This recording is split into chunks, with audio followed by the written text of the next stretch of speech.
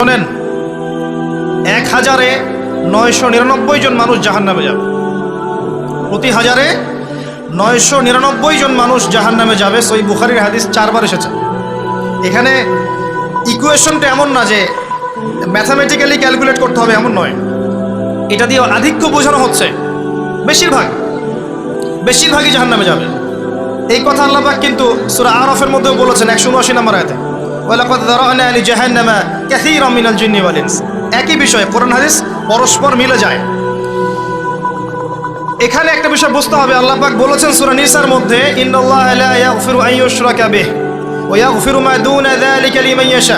আল্লাহ পাক তার সাথে শিরকের গুনাহ মাফ করবেন না, এছাড়া যে কোনো গুনাহ আল্লাহ পাক যাকে ইচ্ছা মাফ করতে পারেন। তার মানে যে বেশিরভাগ মানুষ জাহান্নামে যাচ্ছে, তাদের আমলনামায় কোন পাপ থাকতে পারে? কথা বোঝা যাচ্ছে কি? নিঃসন্দেহে তাদের আমলনামায় শিরকের পাপ থাকবে।